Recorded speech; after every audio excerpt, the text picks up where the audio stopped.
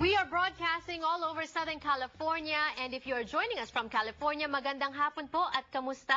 Also, we are broadcasting in Hawaii, so if you're joining us on Kiku Network naman in Hawaii, aloha to all of you. Today on the show, since we have viewers from both California and Hawaii, we're going to be talking about the annual event that happens around first weekend or second weekend of September here in Los Angeles. Also talking about the annual fundraiser of Philcom Center in Hawaii. But whether you live in Los Angeles, in California, or in Hawaii, we connect you to what's going on in the Philippines, courtesy of Balita. Pinoy na Pinoy, Weekend Balita.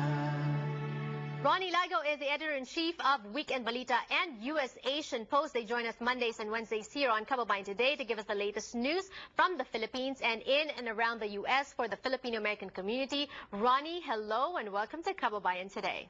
Magandang hapon po sa inyo, Janelle, at sa ating mga nanonood ng Kababayan Today from as far as Hawaii and of course the whole of Southern California. Alright, ngayon naman Ronnie, malungkot na balita mula sa Pilipinas. Another typhoon has hit the Philippines, this time killing one person. At least one person, but they expect this to rise kasi nga alam naman natin ang mga landslides dyan sa northern province, in the Benguet provinces, marami na apektuhan dyan. At hindi lang yun, napakahirap puntahan itong mga lugar na to, inaccessible ang mga roads because of the landslides that occurred that are blocking these roads. We're seeing dramatic videos on the screen right now of what's going on or what's gone on in the Philippines. But Ronnie, gaano ba kalakas ang bagyo? I know that we've talked about this before. Sometimes hindi naman masyadong malakas, pero dahil sa forest denudation, dahil sa mga baradong mga sewer system in the Philippines, nagbabaha, nagkakaroon ng landslide. Well, of course, 124 miles per hour ang recorded gust ng Typhoon Labuyo na yan, or Utor or Utor, ang kanyang international code name.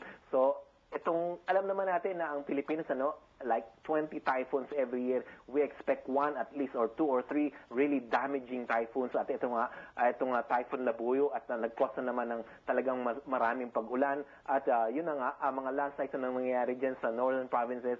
And they expect the fatalities, that number to rise.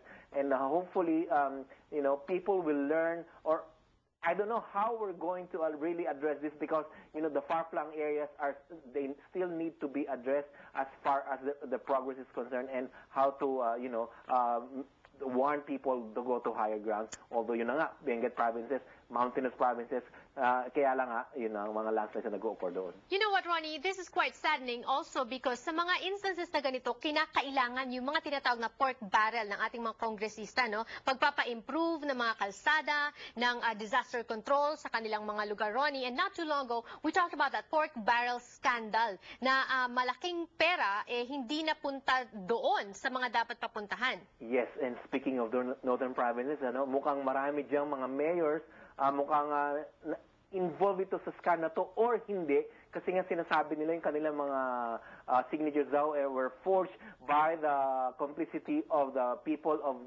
Janet Napoles Lin na sinasabi nilang involved dito sa pork barrel scam na ito. At ito nga 97 mayors of Pangasinan, La Union, Ilocos, even yata mga iba pang probinsya lang sa northern provinces na being invited by the Department of Justice to shed light on this supposedly 900 million pesos scam dito sa Department of Agrarian Reform yata na involved, So ito ngayon malaman natin kung talaga bang dumarating ang pera doon kasi nga kawawa naman ng mga apektadong mga tao, especially at mukhang nabubulsa lang sa mga interested parties. This is a very complicated story, Ronnie, but still a headline in the Philippines and here in communities here in the States, palaging pinag-uusapan yan. Very, very quickly, in 2 or 3 sentences, what is the gist of this pork barrel scam for those of us who are only hearing about it now? Exactly, kasi alam naman natin ang mga congressmen and senators, they are given pork barrels funds na kung saan dadalhin nila sa mga probinsya nito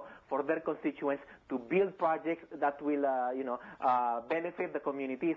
Kaso nga, ang nangyayari daw, mga ghost projects ang naging resulta. The money was delivered, pero sinasabi nila na wala naman daw mga projects, so ghost projects at nabubulsa lang ang mga perang itong supposedly pondo na ito. And banner project or banner kumbaga advocacy ng Aquino government, Aquino administration ang pagtatanggal ng corruption in the Philippines, and this is a form of corruption, Ronnie. So we are confident na itutuloy-tuloy ang investigation and hopefully heads will roll, managot yung mga dapat managot, di ba? Exactly, no? Of course, malalaman natin kung mga senators at ang mga congressmen ay talaga makipag-cooperate, or of course kung talagang sila ay kasama rin sa scam na to, malalaman natin kung gaano talaga kaseryoso ang Aquino administration. Meanwhile, seryoso ang Aquino administration sa pagtutugis ng drug addiction sa Pilipinas, pagtatanggal ng paghahabol sa drug problem na ito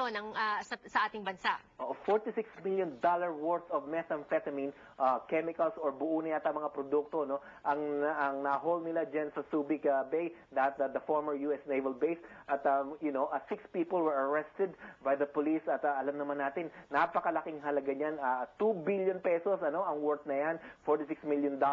Ang tinatawag natin dyan sa Pilipinas shabu, no, yung tinatawag na bato na nakakaapekto sa ating mga kabataan at kung sino pa mga gumagamit ng droga na yan. And hopefully, because of the Philippines, they said is a transshipment point, this will prevent or, at least minimize what's happening in the country as far as the drug problem is concerned. Palagi nga nating sinasabi, no, Ronnie, mga bawal na gamot, itong mga drugs na ito, mga droga, nakakasira ng buhay. So mabuti naman at ginagawa ng paraan ng ating pamahalaan sa Pilipinas yung pagsusugpo sa problemang ito. Exactly, no? At alam naman natin, napakahirap bantayan ng ating coastline, napakahaba, napakalaki, napakalawak ng ating mga karagatan, at sana itong resulta ito will, minimize the drug problem in the Philippines. Thank you for sharing those stories with us. Mas marami pang balita sa inyong mga dyaryo at sa inyong website. Of course, Weekend Balita, every Saturday po yan, US Asian Post every Wednesday, at ang aming pong website, balita.com at usasianpost.com. Maraming salamat po. Yes, maraming salamat din sa iyo. More power, Ronnie Lygo, Editor-in-Chief of Weekend Balita and US Asian Post. Meanwhile, back here on Kababayan Today, we have lots more to talk about when we return. Don't go away.